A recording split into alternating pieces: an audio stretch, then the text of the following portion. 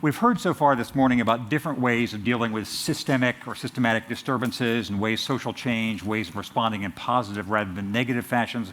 We've heard from Jared Diamond about analyzing the way societies and individuals and families and cultures respond. We've heard from Gao Xiqing with his ideas about the possibilities for reform, both in the United States and China and the world financial system. We've just heard from Jennifer Corriero about using web tools to mobilize the great energy of youth around the world. We're going to hear now about another way of thinking about and dealing with questions of change and wealth and poverty and development and wealth creation. We're going to hear about it from two people who basically need no introduction, so I'll just give you their names. I'd like you to join me in welcoming Eric Schmidt, the CEO of Google, who will be in discussion with Carlos Slim of Telmex in Mexico. Eric Schmidt and Carlos Slim.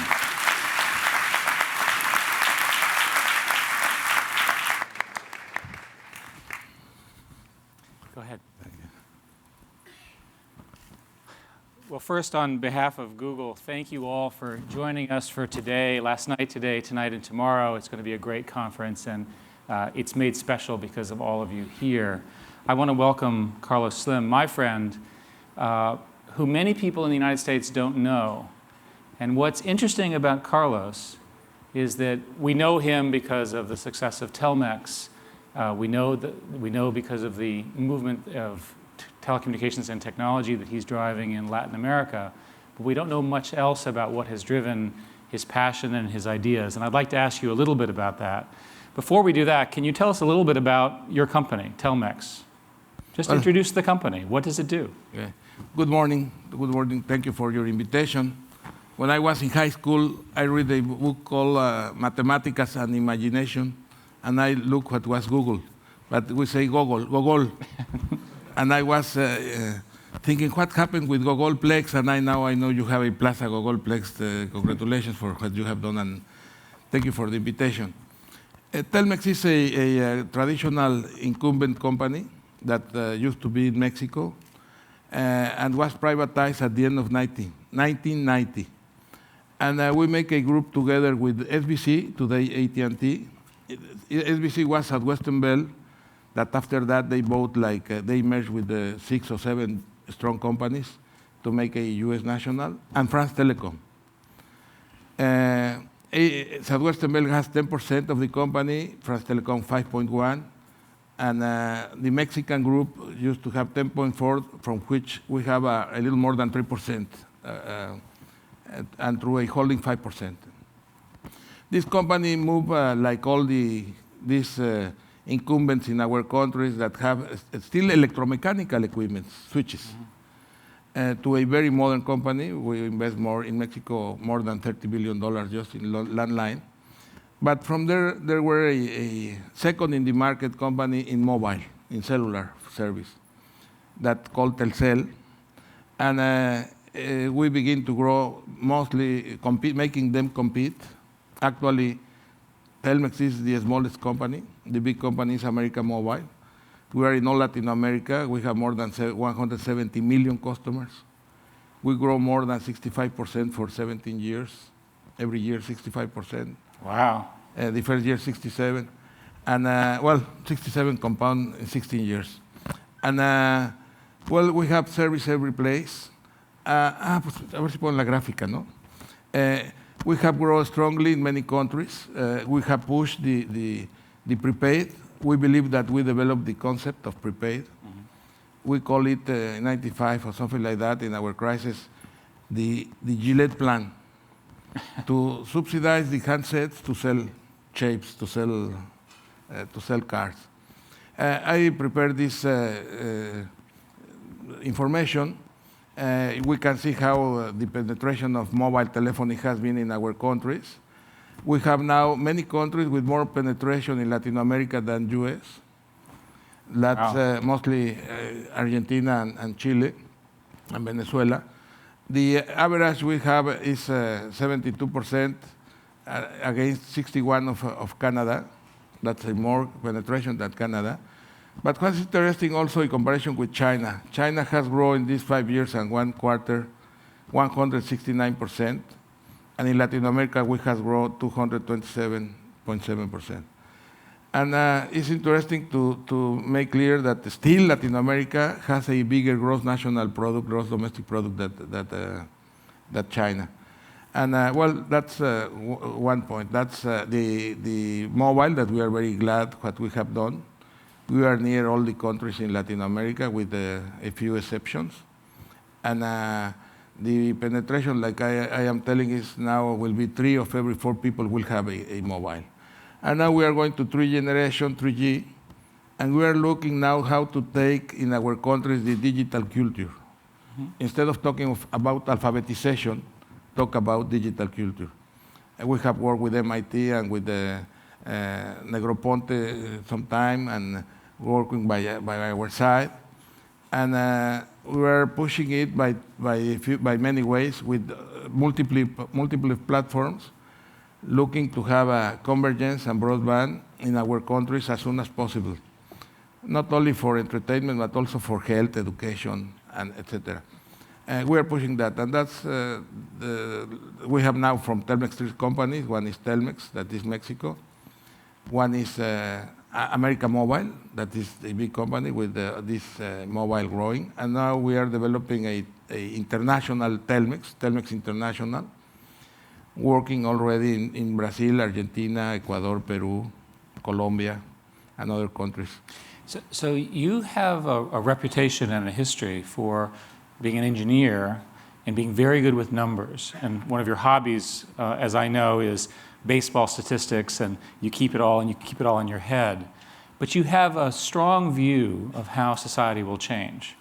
You believe in a new society, not an old society. Can you describe that for people? What is the society going to look like over the next few years? Well, what is clear is that advances in technology, some advances in productivity.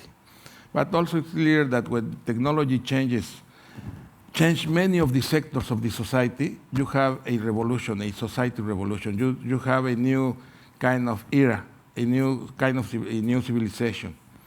I think in great numbers we have four civilizations, 4 kinds of society.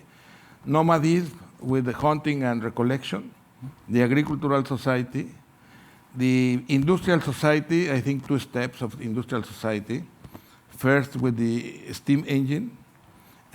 With the steam engine, they came the railways and the steamboats, but also the production, industrial production, mining production, with agricultural production with the steam engine. And then in the 20th century, with the electricity and the internal combustion, you have the modern society. And that moved everything. They changed everything. But in the last years, the last maybe 40 or 50 after the Second War, the technology were advancing so much and the productivity was so high that now we are getting a society of services. If you look in US, maybe 85% of the people employed is in services, including the construction services. And what should be look is that the paradigms of the old societies are very different of the new society.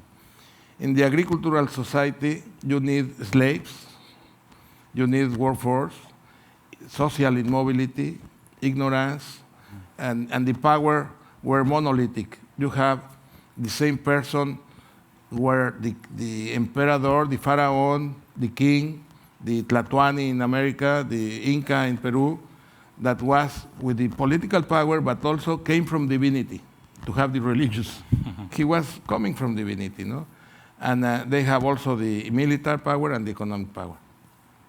And these paradigms were completely different. Now the paradigms are very generous, very interesting, very motivated and the way that we need this new society is also very positive. The paradigms today are freedom, democracy, liberty, creativity, innovation, competition, globalization, human rights, environment, etc. And these paradigms will change the societies. So when you think about Mexico, of course, you grew up there. You're the most prominent businessman in America, literally, in all of America. How will Mexico change? U.S. citizens who go to Mexico love the culture. They see the wealth, they see the poverty, they see the difference in things. They see the drug issues, the police issues, and so forth. Give us a sense of how Mexico will evolve. And you're doing a lot to change it. I think in this new society it's very easy to produce goods, to produce services very efficiently, very low cost, and produce wealth. But if you don't make the right conduction, the changes create crisis. And that's what we are living. And that's what, if we don't make a right conduction of the changes, we will have a lot of crisis. In the industrial society, we have civil wars, we have 2 world wars, and many problems. A lot of experiments with society in the 20th century, experiments, social experiments, political experiments, economic experiments, because they don't know how to manage the changes. For me, it's clear that to fight poverty is not with charity, is not with social programs. You need to give nutrition from the mother pregnant, nutrition for the child and for the student, health and employment. But health and education, excuse me. You need to bring high quality education, all grades of education. That's why I was talking before of digital culture. You need to have a modern and high quality education and jobs.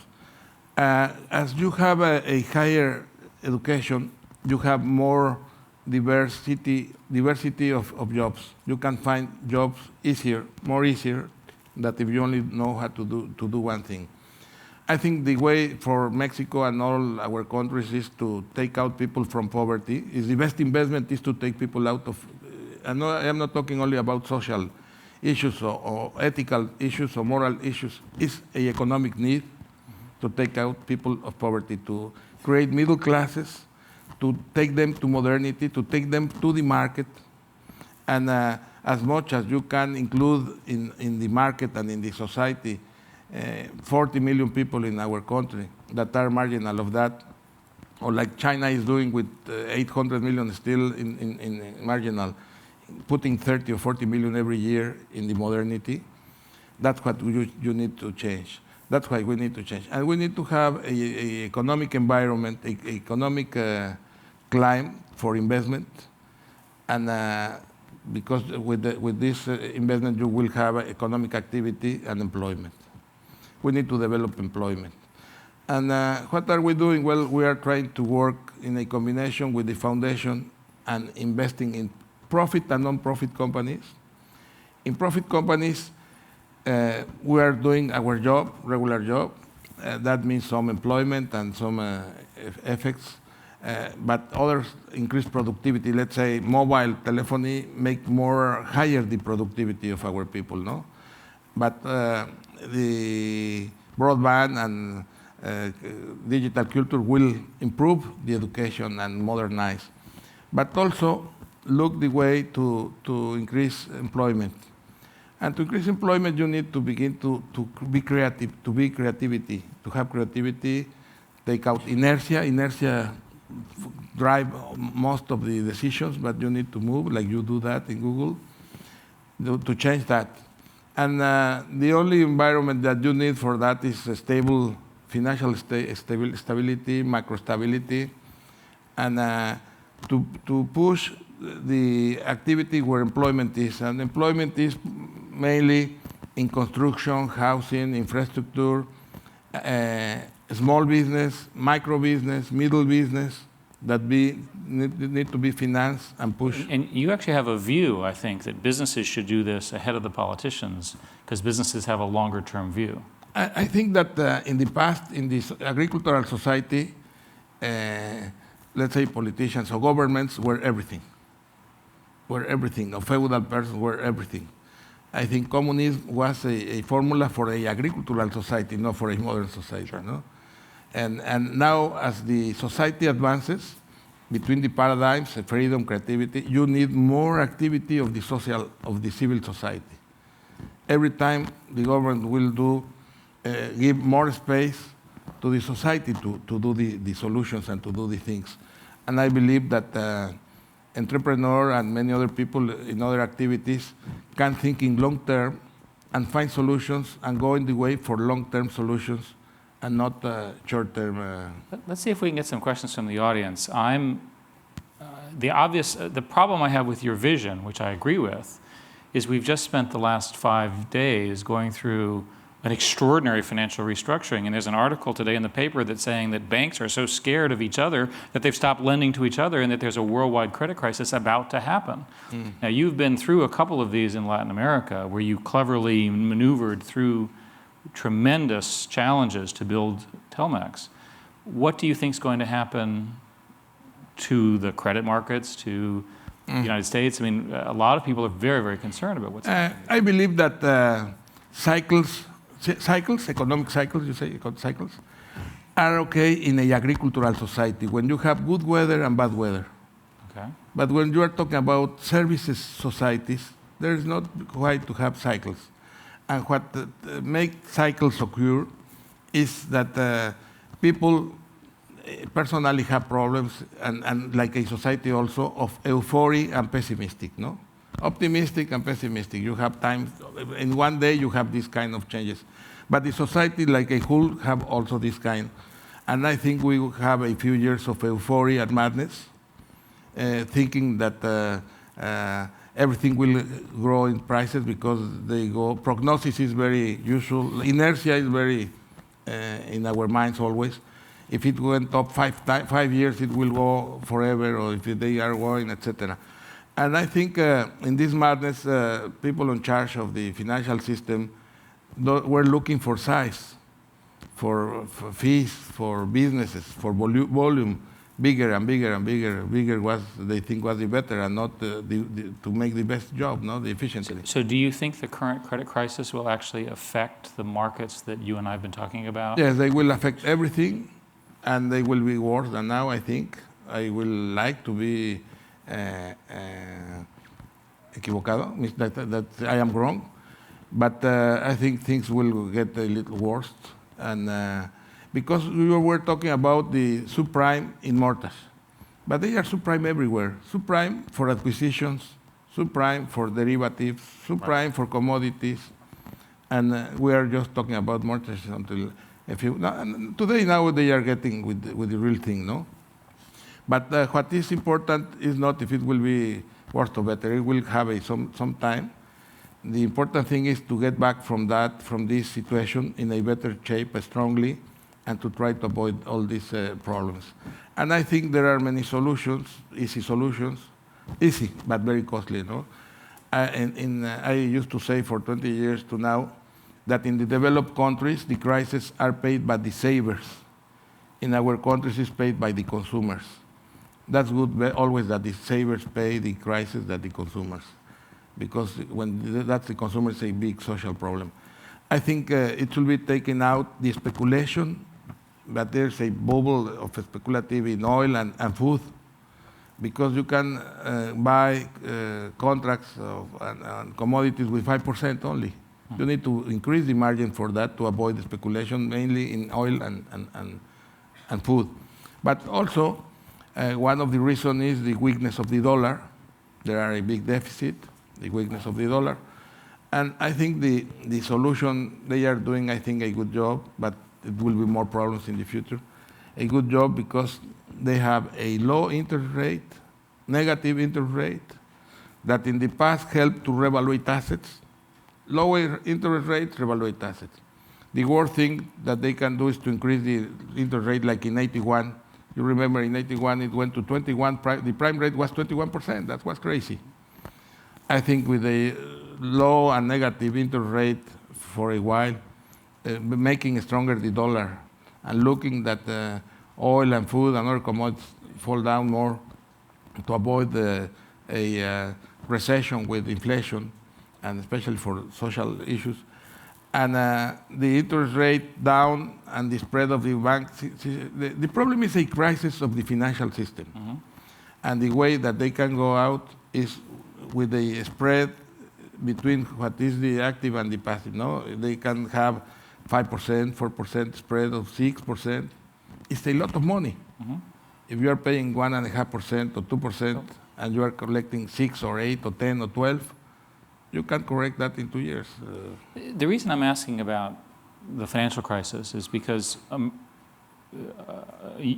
people in the United States have a stereotype of Latin America financial crises. And now it seems like we're having a financial crisis. I wonder what the Latin Americans think about our financial crisis, right? Well, I told you before that you solve your problems with the savers. That's with low interest rates, with negative interest rates. And the Monetary Fund and other institutions press Latin America to be paid by the consumers. That's right. And that's great crisis, no? Consumption get down 15%, like Argentina a few years ago, Mexico in 95. And here is pay, and I think it's a better social issue to be paid by savers than by consumers. So your view, and you operate in all of Latin American countries, is that the growth rate will continue. The what? You believe that the growth rate in Latin America will continue? Oh, I think we will have As you problems know, worldwide. Well, but as you know, 20 years ago, we had bad leadership in Latin America, a number of dictators, a number of very, very bad acts by states. And the surprise in the last 10 years has been the robustness of Latin American economies, and in fact, their ability to pay back the loans that they got, which they fought so hard for 10 years earlier. Ultimately, does Latin America get to be as strong as the United States? Is that possible, given the resources and the population? The growth rates are higher. I think that if the Western world, US and Europe has troubles, crisis like we have, like we are looking around, it will be a problem for worldwide. You cannot be an island in this world problem. Maybe China. China has a strong position to move and grow less. They will not grow 12% more for a few years, but they can grow 6, 8%, I don't know what, because they can turn back and look for the internal market. Until now, they grow with your market and with the Europe and with the world market, no? And then now they can turn and accelerate the process of integrating more faster the part of his population. But when you have a recession like this, everyone will decrease the growing. The important thing is that it's not costly for socially like other crises in the past. We have this experience, and I think there are tools to avoid to have this costly situation. So to finish up and try to understand what your next steps are, Telmex, for example, and holding companies that you are associated with are actually thinking about expanding past Latin America, really becoming international telephone operators and telephony in business. Do you see Telmex as really a global company going forward? Well, these things were looking 2 years ago, 3 years ago, that maybe a little more things were getting in a not a good way. And we believe a healthy companies. What we do is to try to have a healthy position. And the view of the group that actually we have solved some companies in the last 2 years or 3 years because we were looking that something were going to happen like it is happening now. And what we have is a healthy position. We know there are a crisis. It will be a difficult, tough crisis. Nobody knows how deep, how important, how long. But our position is to be financially healthy, very healthy.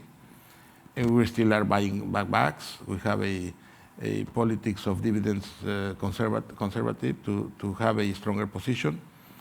And we will view. We don't know. We don't know what will happen.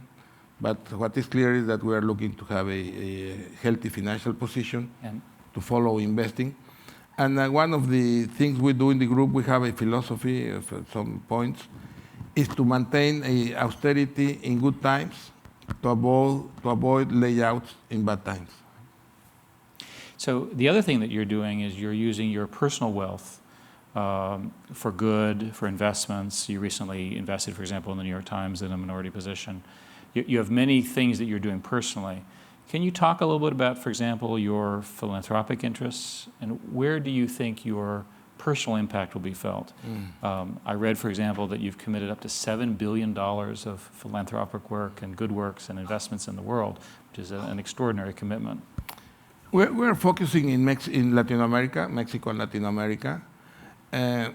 We have some experience already doing some jobs like Mexico downtown, that I was in charge of that, coordinate the efforts, and it worked very well. And I think the combination of non-profit organizations like the foundations and profit business can work together in some areas. Sometimes it's only the non-profit, let's say for health and education, it mainly is non-profit, but also you can develop profit companies to support the activity and move in the same direction.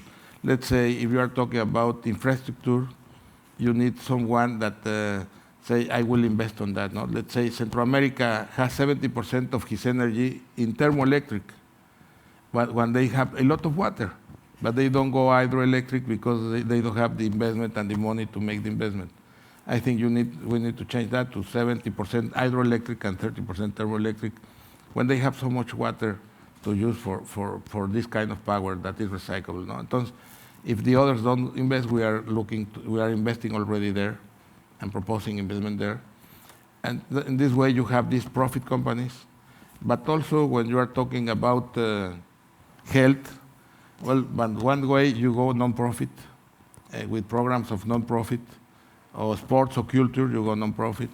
But sometimes we combine that. So my sense, and I want to thank you for coming and spending time at Eric. Zeitgeist, is that Carlos is a person who I think exemplifies what you can do as an individual when you want to have an impact on the world, both in terms of the impact that you've been able to achieve, just in terms of bringing people up with communications and so forth and building a great business in the meantime, and now continuing that set of principles and really having an impact on a much, much broader stage. So thank you very much for coming. Okay, thank you. Thank you very much. Thank you. Thank you. Thanks.